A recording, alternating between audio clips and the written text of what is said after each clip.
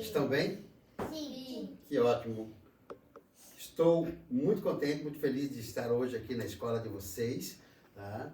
É um espaço que eu cresci numa escola rural, tá? Em Cianorte, no interior do Paraná. Então a minha vida era o campo, até os meus 12 anos de idade. Depois que eu fui para o seminário, do seminário eu voltei para a cidade e vim fazer teatro em Curitiba, moro agora em Campo Magro, Campo Magro, é Campo Magro, não é Campo Magro, Campo Magro, e estou aqui com esse projeto. Como é o nome do projeto mesmo, gente? Eu conto, tu contas, ele conta. Morreu. Morreu?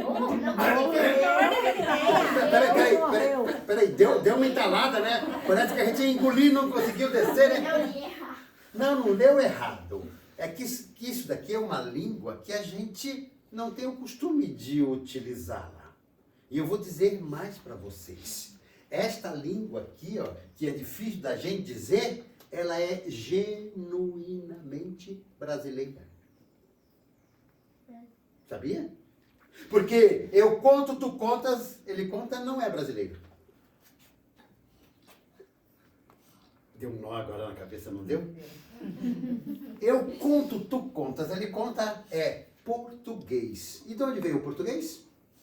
De Portugal.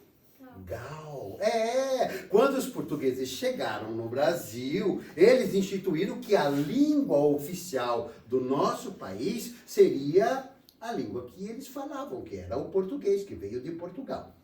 Aqui no Brasil já existiam, quando eles chegaram, muita gente morando e eles tinham as suas próprias línguas. E uma delas era o tupi.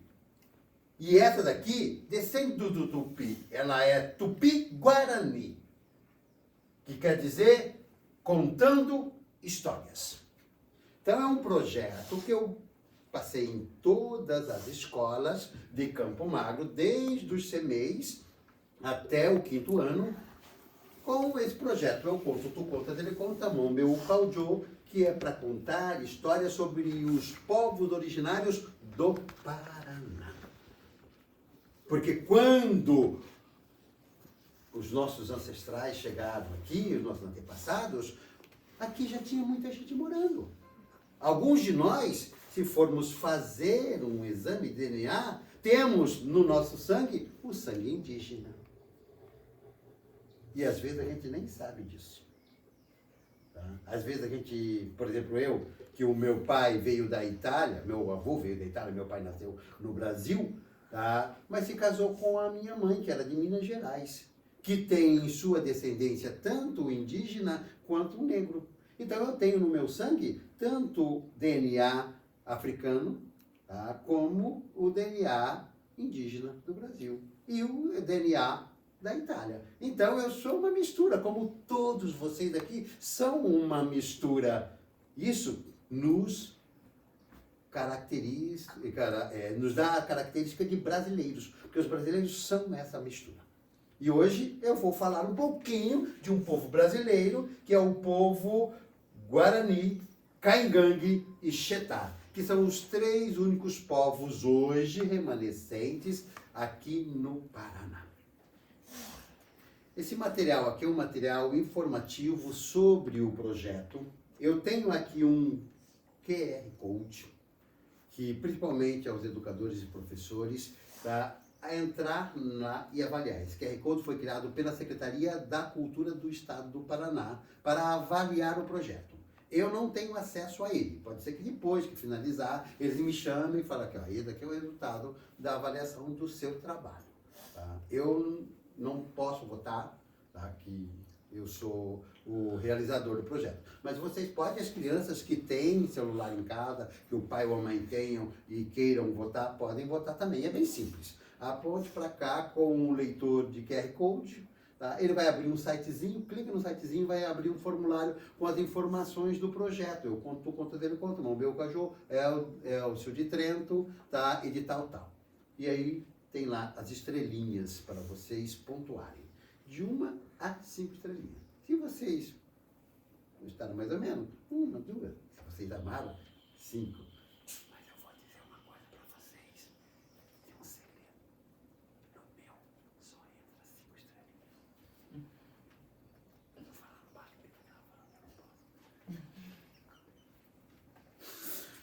Então, gente, esse projeto é um projeto aprovado pela Secretaria de Estado da Cultura do Governo do Paraná, com recursos da Política Nacional Aldir Blanc de Fomento à Cultura, Ministério da Cultura, Governo Federal.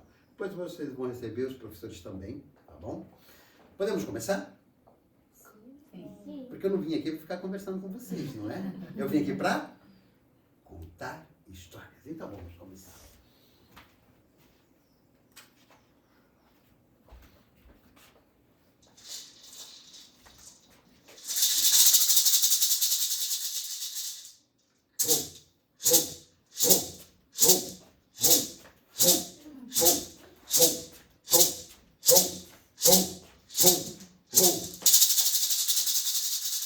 Há muito e muito tempo atrás, bem antes dos portugueses chegarem aqui em nossas terras, este país já tinha um nome que não era Brasil, era Pindorama, um nome dado pelos povos que já viviam nessas terras.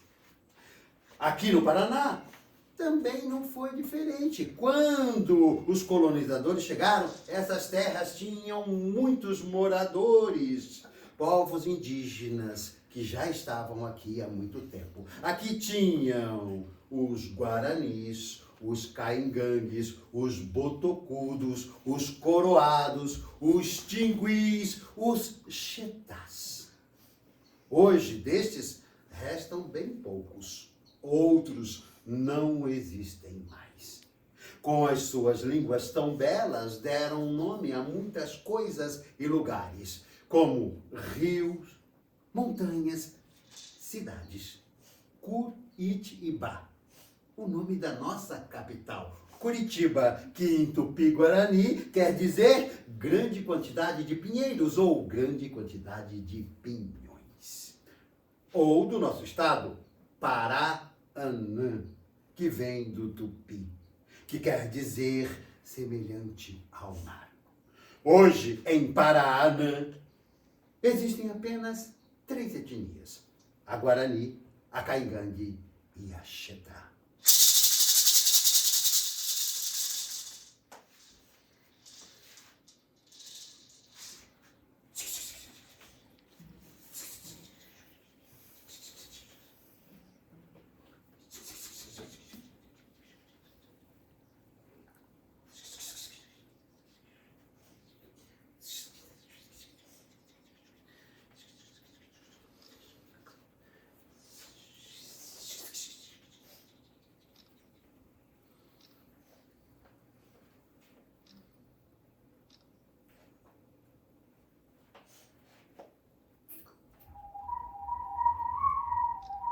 Abram os vossos olhos, ouvidos, mente e coração, pois eu vou lhes contar algumas histórias dos povos originários que resistiram e ainda resistem no Paraná.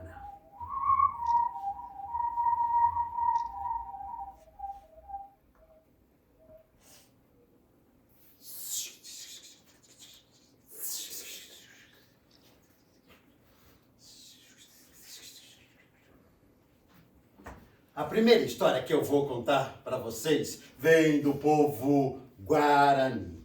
E essa história, gente, aconteceu há muito tempo atrás, num tempo em que o Paraná ainda não se chamava Paraná. E nestas terras viviam muitos povos indígenas que chamavam os campos sobre as terras de Paiquerê. Nunca houve em Paiquerê um caçador, um guerreiro como Curiaçu. Curiaçu era mais alto e mais forte do que todos em sua aldeia. Os seus companheiros o admiravam, os inimigos o temiam, as crianças queriam ser como ele. Só que Curiaçu era um exímio caçador, mas gostava de caçar sozinho. Certa vez, Curiaçu saiu mata dentro, seguindo os rastros de uma onça pintada. Tinha certeza que algo o levaria até ela. Foi quando ele avistou em uma clareira Guacira, filha do pajé da aldeia vizinha, que estava coletando ervas e flores curativas. E bem próximo dela estava a onça pintada. Guacira estava tão distraída, mas tão distraída que nem percebeu a aproximação da onça pintada. Quando deu conta, era tarde demais, pois a onça havia saltado em sua direção. Mais rápido do que os seus pensamentos, Curiaçu armou seu arco e lançou uma flecha ligeira, acertando mortalmente a fera. Guacira caiu desmaiada de susto. Curiaçu tomou-a nos braços e levou-a até o rio e molhou seu rosto com um pouco de água para acordá-la. Quando ela acordou, trocaram olhares enamorados, se apaixonaram.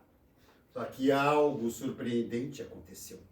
Bem ali perto deles, escondido atrás de uma árvore, havia um guerreiro da tribo de Guacira que havia visto tudo aquilo e pensou que ela estava correndo perigo. Então retornou lá para a aldeia deles para buscar reforços.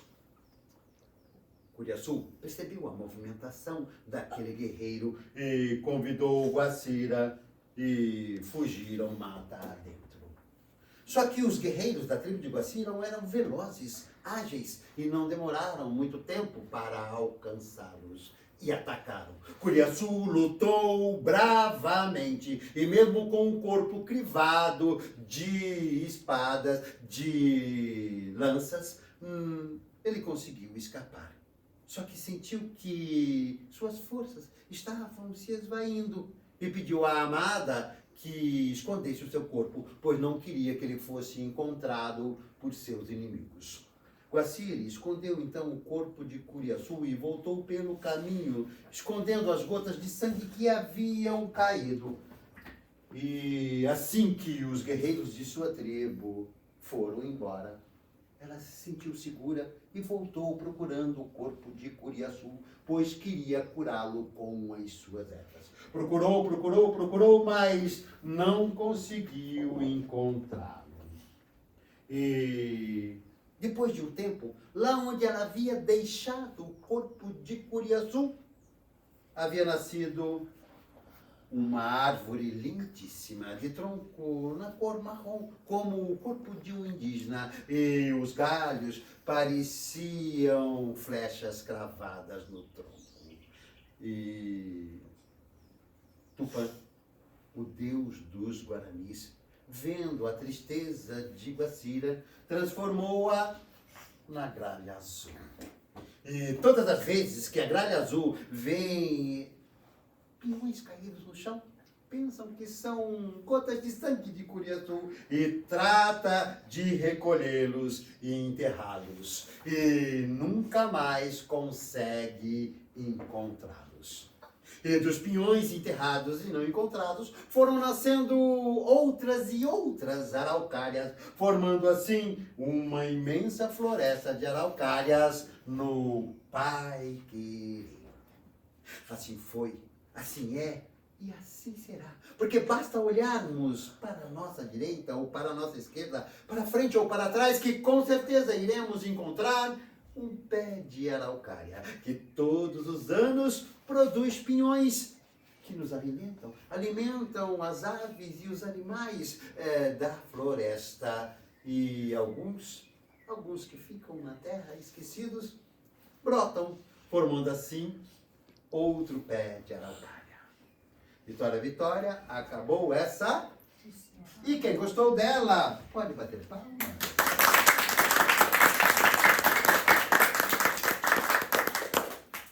A próxima história que eu vou contar para vocês é uma história que vem do povo Caingangue.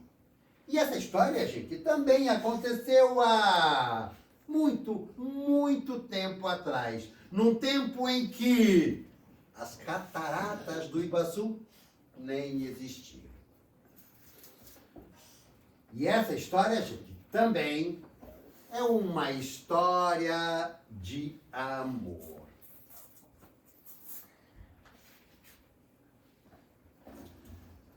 Contam que, naquele tempo, os caingangues viviam às margens do rio Iguaçu. E acreditavam que o mundo era regido por Emboi, um deus em forma de serpente. Naquela aldeia também havia uma menina muito bonita, conhecida como Naipi. Naipi era tão bela, mas tão bela, que todas as vezes que ia se olhar nas águas do rio, as águas paravam para admirá-la. Só que, por causa da sua beleza, o seu pai, o cacique da aldeia, decidiu que ela seria consagrada ao deus Emboi e passaria a vida toda a cultuá-lo. Vivia naquela aldeia também um guerreiro chamado Tarobá. Tarobá e Naipi cresceram juntos. Eram apaixonados um pelo outro e sonhavam em se casar e formar família. Só que quando Tarobá descobriu que Naipi seria consagrada ao deus Emboi, ficou muito perturbado. E na noite em que todos estavam celebrando a consagração de Naipi ao deus Emboi, Tarobá pegou uma canoa e fugiu com Naipi rio abaixo. Emboi, quando ficou sabendo da fuga dos dois, ficou muito furioso. Meteu-se nas entranhas da terra, retorcendo seu corpo e formando assim uma enorme cachoeira que engoliu canoa e os dois fugitivos. Contam que Naipi foi transformada em uma rocha central, perpetuamente fustigada pelas águas revoltas. Tarobá foi transformado em uma palmeira, inclinado sobre a garganta do rio. E bem lá no meio das quedas d'água tem uma gruta, de onde até hoje Emboi vigia os dois fugitivos. Assim foi, assim é e assim será. Porque no dia que vocês forem lá visitar as cataratas do Iguaçu, tenham certeza que lá eles estarão por todo sempre. Vitória, Vitória, acabou essa? E quem gostou dela pode bater palmas. A história está aberta. A terceira e última história que eu vou contar para vocês vem de um povo pouco conhecido por muita gente. Porque esse povo, ele teve contato com os colonizadores por volta de 1940, 1950. Mais ou menos 80 anos atrás, gente. E quando eles foram descobertos, estava no momento de expansão da colonização para o noroeste do Paraná. Eles viviam ali às margens do rio Ivaí, na Serra dos Dourados, perto de Umuarama. E esse povo foi praticamente extinto. Restaram apenas 8 crianças, mais ou menos na idade de vocês, que foram levadas para serem educadas na cultura desses colonizadores. Só que essas crianças cresceram e não esqueceram, nem aqui e nem no coração, todas as histórias e toda a sua cultura. E quando adultos, se casaram com outros indígenas e resolveram lutar pelo reconhecimento da cultura Xetá. Hoje, são mais de 300 descendentes daquelas 8 crianças. E a história que eu vou contar aqui vem da memória daquelas 8 crianças, porque não houve tempo de recolha, de registro de informações sobre o povo Xetá. O que sabe é muito pouco, mas o que sabemos é que a cultura deles continua viva e eu vou contar uma das histórias dele para vocês. Essa história também, gente, aconteceu há muito, mas há muito tempo atrás, num tempo em que o céu era bem próximo da terra, tão baixo que o sol queimava a pele das pessoas e a carne da caça era assada somente com o seu calor. Conto que naquele tempo já existia o fogo, mas quem dominava o feitio do fogo, quem tinha as ferramentas para produzi-lo, era o urubu de cabeça vermelha, o urubu-rei. Contam que naquele tempo começou a chover como nunca havia chovido antes. Era raios, trovões e muita chuva, muita água, que foi inundando tudo, carregando tudo, levando tudo. Quando não havia quase mais nada para ser levado, veio girando no meio da enxurrada um coqueiro. Um coqueiro gerivá. O coqueiro veio girando, e no meio da enxurrada haviam duas crianças, um tiquém e uma tiguá. Eles conseguiram se agarrar no tronco do coqueiro. E o coqueiro continuou girando, e como por magia, colocou-se de pé e fincou-se no chão.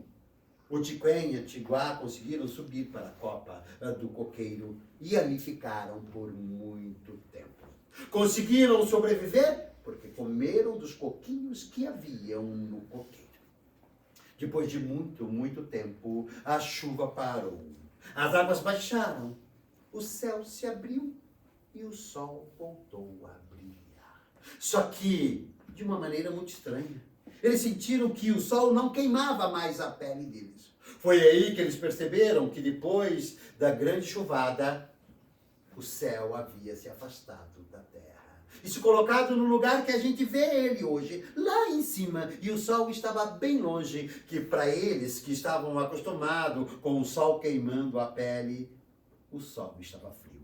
Então, eles decidiram que deveriam descer do coqueiro para ver se era possível viver novamente em terra firme. Desceram e perceberam que sim, que era possível, só que iriam precisar do fogo. Foi aí que eles se lembraram das histórias que os pais haviam lhes contado, de que quem tinha as ferramentas de fazer fogo era o urubu de cabeça vermelha, o urubu-rei. Então o tiquém foi para a mata, pegou umas coisas, lambuzou no corpo e ficou com um fedor horrível de carniça. Veio, deitou-se no chão, fingindo-se de morto. Não demorou muito tempo, um urubu foi atraído por aquela carniça. O tiquém ficou ali, quietinho, imóvel. E o urubu, pensando que ele realmente estava morto, foi chamar os outros urubus. Não demorou muito tempo, a urubuzada toda estava ali. Uns foram arrastando o tiquém pelos pés. Outros foram recolhendo paus e gravetos para formarem uma enorme fogueira e fazerem um assado do tiquém. Não demorou muito tempo, o urubu-rei chegou com as ferramentas de fazer fogo. E assim que ele desceu e acendeu a fogueira, o tiquém se colocou de pé, assustando a todos os urubus que saíram em revoada. E no meio daquela confusão toda, o urubu-rei também se assustou e deixou cair as ferramentas de fazer fogo. E o tiquém conseguiu pegar. Foi assim que há muito tempo atrás, os ancestrais dos Chetás conseguiram as ferramentas de fazer fogo que até hoje eles utilizam lá na aldeia. Essas são algumas das muitas histórias que existem sobre os povos originários, que nos convidam a sermos guardiões de suas histórias e sairmos por aí contando elas para todo mundo, para que todo mundo conheça um pouco sobre os povos originários e respeitem a maneira deles pensarem e a maneira deles serem, porque eles respeitam a nossa e nós Respeitamos a deles.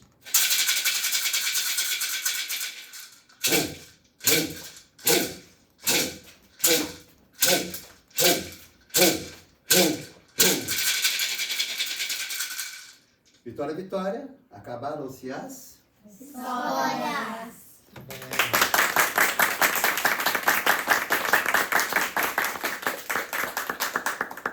Muito bem. Gostaram? Sim. Querem fazer alguma pergunta? Alguma curiosidade?